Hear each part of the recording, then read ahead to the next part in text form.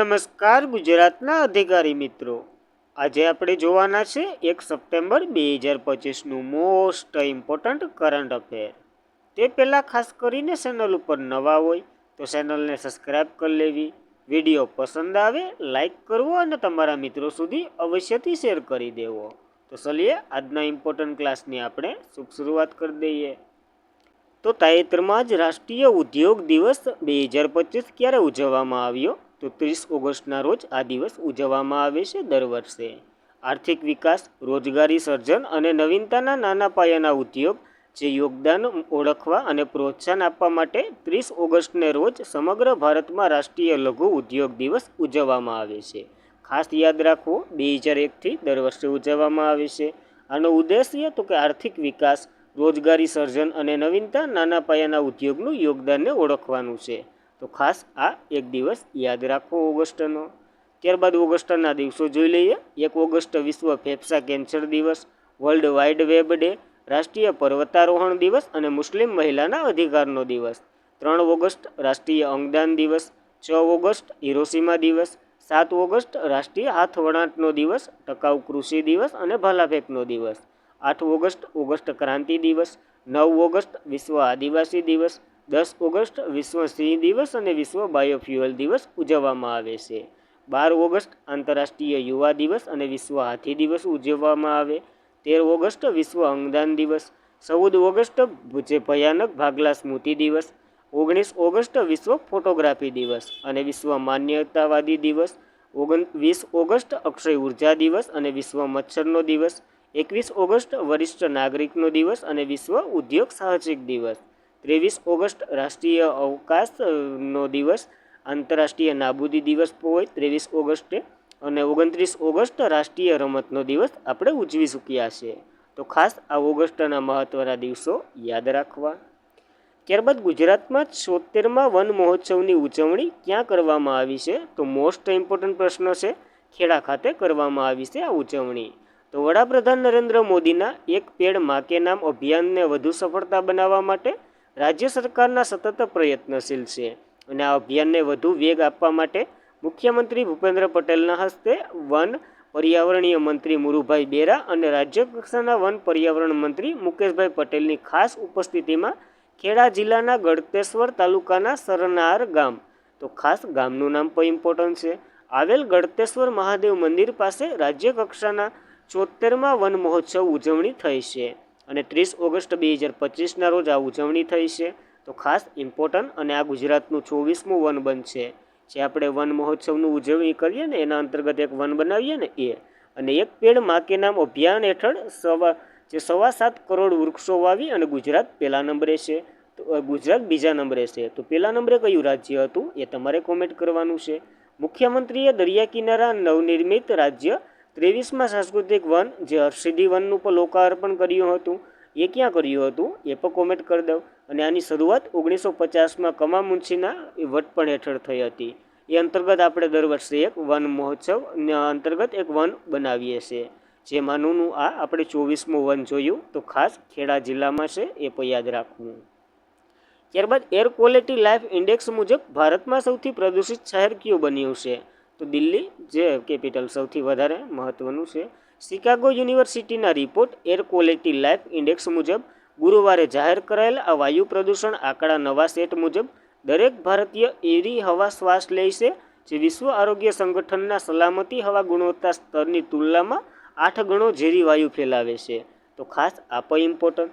એની હવે ઘણા ડેટા આપ્યા. સૌથી પ્રદૂષિત શહેર દિલ્હી છે અને પ્રદૂષણના કારણે અહીં આયુષ્ય વિશે જણાવ્યું કે અપેક્ષિત સૌથી ઓછી 8.2ની તીવ્રતા સાથે આયુષ્ય ખૂબ ઓછું છે દિલ્હીમાં. આ સૌથી વધુ ઘટાડો ધરાવતું રાજ્ય બિહારમાં છે. જ્યારે સૌથી પ્રદૂષિત દેશની વાત કરીએ તો બાંગ્લાદેશ છે. તો આવા 3 પોઈન્ટ આજે યાદ રાખવાના છે આ ક્વોલિટી ઇન્ડેક્સમાં. ત્યારબાદ મહિલા સુરક્ષા સૂચનાંક મુજબ કેટલા ટકા મહિલાઓ અસુરક્ષિત અનુભવી રહી છે? તો 40% મહિલાઓ છે ને એ પોતાની જાત અને જે સડકમાંથી નીકળે એ બધામાંથી અસુરક્ષિત અનુભવી રહ્યું છે. તો ગુરુવારે પ્રકાશિત થયેલ નવીનતમ રાષ્ટ્રીય વાર્ષિક અહેવાલ અને મહિલા સુરક્ષા સૂચનાંક 2025ની વાતની પુષ્ટિ કરીએ. રાષ્ટ્રીય મહિલા આયોગ એના દ્વારા પાડવામાં આવ્યો છે આ ઇન્ડેક્સ, અને અધ્યક્ષ વિજય રાહકર દ્વારા બહાર પાડવામાં આવેલા અહેવાલ 31 શહેરો અને 770 મહિલાઓના સર્વે અનુસાર છે. આ રાષ્ટ્રીય સલામતી સ્કોર 65% હોવા છતાં શહેરમાં માપદંડ ઘણું ઉપર નીચે અથવા તો ઘણું નીચે પ્રદર્શિત કરતા રેટિંગો આપવામાં આવ્યા છે. હવે જે રેન્કિંગ આપવામાં આવ્યા એની વાત કરીએ તો સૌથી સુરક્ષિત શહેરોમાં કોહિમા, વિશાખાપટ્ટનમ, ભુવનેશ્વર, આઇજોલ, ગંગટોક, ઈટાનગર ને મુંબઈ એવા બધીનો સમાવેશ થાય. સૌથી ઓછા સુરક્ષિત શહેરોમાં પટના, જયપુર, ફરીદાબાદ, દિલ્હી, કોલકાતા, શ્રીનગર, રાંચી વગેરેનો સમાવેશ થાય. રાષ્ટ્રીય સુરક્ષા સ્કોર 65% છે. એકંદરે સુરક્ષા અનુભવતી સ્ત્રીમાં તો કે 10 છે ને એમાંથી 6 અનુભવે, 4 નથી અનુભવતી, તો 100માંથી 40% થઈ ગયા. એ મુજબ આ રિપોર્ટ છે. રાષ્ટ્રીય મહિલા આયોગની વાત કરીએ, એના દ્વારા આ રિપોર્ટ બહાર પાડવામાં આવ્યો. એક વૈધાનિક સંસ્થા છે, મહિલા અને બાળ વિકાસ મંત્રાલય હેઠળ આવે છે. આની સ્થાપના 31 જાન્યુઆરી 1992ના રોજ થઈ હતી. આનું હેડક્વાર્ટર નવી દિલ્હીમાં છે અને વર્તમાન પ્રમુખ વિજયા કિશોર રાહકતકર છે. તો ખાસ યાદ રાખવી આ માહિતી. ત્યારબાદ રાષ્ટ્રીય રમત દિવસ નિમિત્તે ભારતને તેનો પહેલો મોન્રો ટ્રેક મળ્યો. તે ક્યાં આવેલો છે આ મોન્રો ટ્રેક? તો દિલ્હીમાં આનું ઉદ્ઘાટન કરવામાં આવ્યું છે. તો કેન્દ્રીય યુવા બાબત અને રમતગમત મંત્રી મનસુખ માંડવિયાએ જણાવ્યું, રાજ્યમાં જે રાષ્ટ્રીય રમતના દિવસે નિમિત્તે આયોજિત એક પહેલમાં મોન્ટ્રો ટ્રેક એને આપવામાં આવ્યો. મનસુખ માંડવિયાએ ઉલ્લેખિત, ભારતનો મોન્ટ્રો ટ્રેક ધરાવતું 25મું દેશ બન્યો છે અને અગાઉ વિશ્વના ફક્ત 24 દેશો જ આ ટ્રેકનો ઉપયોગ કર્યો હતો. 29 ઓગસ્ટના રોજ રાષ્ટ્રીય રમત દિવસ નિમિત્તે કેન્દ્રીય યુવા બાબત મંત્રાલયના મંત્રી આપણા મનસુખ માંડવિયાએ પ્રથમ મેટ્રો ટ્રેકનું ઉદ્ઘાટન કર્યું, જે જવાહરલાલ નહેરુ સ્ટેડિયમ નવી દિલ્હીમાં આવેલો છે. 24 સપ્ટેમ્બરથી 5 ઓગસ્ટ દરમિયાન વર્લ્ડ પેરા એથ્લેટિક્સ ચેમ્પિયનશિપ યોજાવાની છે ને, એ ભારત વિશ્વનો 25મો દેશ બનશે જ્યાં ખેલાડીઓ આ અતિ આધુનિક ટ્રેક ઉપર દોડવાના છે. તો ખાસ મહત્વનો ધરાવે આ ટ્રેક. આ મેટ્રો ટ્રેક એટલે શું? તો કે મેટ્રો અને ફિલ્ડ એથ્લેટિક માટે મોડ વેઇડિંગ કંપની દ્વારા બનાવવામાં આવ્યો. આ 2 સ્તરમાં હોય, વલ્ડેનાઇટ રબર, અને જે ખેલાડીઓને ઇજાથી બચવા માટે વધુ સારું પ્રદર્શન કરવા માટે આની ઉપર રબર પાથરી દેવામાં આવે. તો ટૂંકમાં એક પ્રકારના દોડનો જે ટ્રેક હોય ને એ ટાઈપનો ટ્રેક હોય છે. તો ખાસ એ માહિતી પણ નોંધવી. ત્યારબાદ 5મું આસિયાન ભારત યુવા સમિટ ક્યાં યોજાયું છે? તો ગોવામાં યોજાયું છે. ખાસ ઇમ્પોર્ટન્ટ પ્રશ્ન ધરાવે. યુવાનોને જોડવા, આપણા ભવિષ્યને આકાર આપવો, આ થીમ સાથે 28થી 21 ઓગસ્ટ 2025 દરમિયાન વિદેશ મંત્રાલય દ્વારા ઇન્ડિયા ફાઉન્ડેશન અને આસિયાન ફાઉન્ડેશનના સહયોગથી ગોવા રાજ્યમાં સરકાર સમર્થિત આસિયાન ભારત યુવા સમિટનું 5મું સંસ્કરણ યોજાઈ રહ્યું છે. આ પોસ્ટ આસિયાન દેશોના યુવા નેતાઓ વચ્ચે સંવાદ છે. આ ચર્ચા અને પ્રોત્સાહન આપવાનું છે. તો પહેલી સમિટ 2017માં ભોપાળમાં થઈ હતી, હાલ ગોવામાં થઈ રહી છે. તો ખાસ ઇમ્પોર્ટન્ટ ધરાવે. આસિયાનની વાત કરીએ તો association of south east Asian national એનું ફૂલ ફોર્મ થાય છે. 8 ઓગસ્ટ 1967 બેંકોકની ઘોષણા દ્વારા આની રચના કરવામાં આવી હતી. ભારત આસિયાનનો સભ્ય નથી, પણ 1992માં ભારત આસિયાનમાં જોડાયું હતું. મુખ્ય મથક જકાર્તા, ઇન્ડોનેશિયામાં. પાર્ટનરની વાત કરીએ તો ડાયલોગ પાર્ટનર બનાવવામાં આવ્યો હતો અને નવા સભ્ય તિમોર લેસ્ટ 11મો બન્યો હતો. 2024માં લાઓસેન, વિયેતનામ સાથે મુલાકાત થઈ અને ન્યાય સમિટ ભરાણી હતી. આસિયાન સમિટ 2025 કુઆલાલંપુર, મલેશિયામાં મે મહિનામાં ભરાણી હતી. આનું સૂત્ર એક દ્રષ્ટિ, એક ઓળખ અને એક સમુદાય હતું. ઉદ્દેશ્ય દક્ષિણ પૂર્વ એશિયામાં શાંતિ, સ્થિરતા અને સમૃદ્ધિને પ્રોત્સાહન આપવાનું છે. તો ખાસ આ આસિયાન સમિટ વિશે અથવા તો આસિયાન વિશે યાદ રાખવું. ત્યારબાદ આરોગ્ય સંભાળ પહેલ ભારત મગજ કયા નામે ખાતે અથવા તો કયા રાજ્યમાં શરૂ કરવામાં આવ્યું છે? તો આંધ્રપ્રદેશમાં શરૂ કરવામાં આવ્યું છે આ એક પહેલ. આરોગ્ય સંભાળ પહેલ ભારત બ્રાન્ડ શરૂ કરવામાં આવ્યું, જે ભારત બ્રાન્ડનું ફૂલ ફોર્મ ભારતીય બર્ડ ડિઝાઇન, સંશોધન અને નવીનતા થાય છે. મુખ્યમંત્રી ચંદ્રબાબુ નાયડુએ સોમવારે એશિયન પેસેફિક બાયોડિલાઇટ એલાયન્સના નેતા સાથે ભારત આરોગ્ય સંભાળ જે નવીનતા, તબીબી તકનીક અને ઉદ્યોગ સાહસિક ક્ષમતાના નિર્માણને આગળ વધારવા પર ચર્ચા કરી. જે આંધ્રપ્રદેશ જે અદ્યતન તકનીક સાથે આરોગ્ય સંભાળ વિતરણમાં પરિવર્તન લાવવા કેન્દ્ર તરીકે સ્થાપવામાં આવશે અને એની ઉપર ભાર મૂકવામાં આવશે આ પહેલ દ્વારા. તો અમરાવતીમાં શરૂ કરવામાં આવી રહ્યું છે આ. ત્યારબાદ સરકારે કોને સોલાર એનર્જી કોર્પોરેશન ઓફ ઇન્ડિયાના MD તરીકે નિયુક્ત કર્યા છે? તો આકાશ ત્રિપાઠીની નિયુક્તિ થઈ છે આ માટે. તો તો 1998 બેન્ચના IS અધિકારી આકાશ ત્રિપાઠી રાજ્ય માલિકીની સોલાર એનર્જી કોઓપરેશન ઓફ ઇન્ડિયાના મેનેજરિંગ ડિરેક્ટર તરીકે નિયુક્ત કરવામાં આવ્યા છે. અને સંતોષ જે સારંગી છે ને એ ચેરમેન તરીકે પોતાનો કાર્યકાળ ચાલુ જ રાખશે, એને નતા નિવૃત્ત થયા. સોલાર એનર્જી કોઓપરેશન ઓફ ઇન્ડિયાની વાત કરીએ. ભારતમાં રાષ્ટ્રીય સૌર મિશન અમલીકરણ અને સૌર ઉર્જાને પ્રોત્સાહન આપે છે. સ્થાપના 9 સપ્ટેમ્બર 2011માં થઈ હતી. આનું હેડક્વાર્ટર નવી દિલ્હીમાં અને નવી અને નવીનીકરણ ઉર્જા મંત્રાલય અંતર્ગત આ કામ કરે છે.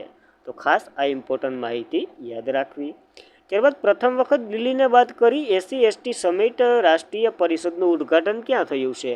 તો ઓડિશાના ભુવનેશ્વરમાં આ ઉદ્ઘાટન કરવામાં આવ્યું છે. લોકસભાના અધ્યક્ષ ઓમ બિરલાએ આજે સવારે ભુવનેશ્વર ખાતે અનુસૂચિત જાતિ અને અનુસૂચિત જનજાતિ સંસદીય સમિતિના 2 દિવસીય રાષ્ટ્રીય પરિષદનું ઉદ્ઘાટન કર્યું. ભુવનેશ્વરમાં દિલ્હીની બહાર પહેલીવાર આનું આયોજન થઈ રહ્યું છે. આ સંમેલન અનુસૂચિત જનજાતિ, બંધારણીય સુરક્ષા અને આદિવાસી વિકાસ માટે વિવિધ રાજ્યોમાં લેવામાં આવતા પગલાઓ પર ચર્ચા કરવાનું છે. પહેલું સમિટ 1976માં દિલ્હીમાં ભરાયું હતું. તો ખાસ આ વખતે ભુવનેશ્વરમાં પ્રથમ વખત દિલ્હીની બહાર ભરાયું, તો ઇમ્પોર્ટન્ટ. ત્યારબાદ કયા રાજ્ય સરકારે મુખ્યમંત્રી મહિલા રોજગાર યોજના શરૂ કરી છે? તો બિહારના મુખ્યમંત્રીએ કરી. અને બિહાર શા માટે એટલું બધી ચર્ચામાં છે? તો કે ચૂંટણી આવે તો મુખ્યમંત્રી મહિલા રોજગાર યોજના નામની નવી યોજના બિહાર સરકારે મંજૂરી આપી. આ યોજના મુખ્ય ઉદ્દેશ્ય રાજ્યના તમામ પરિવારોમાંની એક મહિલાઓની પસંદગી કરવી, રોજગાર શરૂ કરવો, એના માટે 10,000 રૂપિયા નાણાકીય સહાય પૂરી પાડવી. પરિવારની એક મહિલાને પસંદ કરી અને પ્રથમ હપ્તામાં 10,000 આપવાના. પછીના 6 મહિના પછી મૂલ્યાંકન કરવામાં આવશે.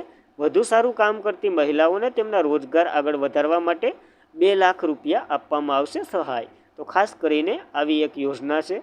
પહેલાં 10,000 નાખી દે, પછી તો ચૂંટણી પૂરી થઈ જાય, પછી તો કોણ આવે કોણ નહીં, પછી 2 લાખની લાલચ બુરી બોલાય. ત્યારબાદ નુઆખાઈ ઉત્સવ 2025 જે ઓડિશાના પાકનો ઉત્સવ છે.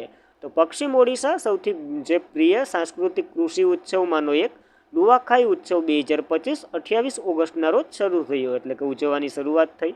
ગણેશ ચતુર્થીના એક દિવસ પછી ભાદરવા મહિનાની પશ્ચમી તિથિએ આ ઉજવવામાં આવે છે. મુખ્યત્વે ચોખાના નવા પાકને કૃતજ્ઞતા અથવા તો કુટુંબ અને સમુદાયના બંધુ માટે બનાવવામાં આવતું પ્રતીક છે. ટૂંકમાં પાક સાથે સંકળાયેલો તહેવાર છે.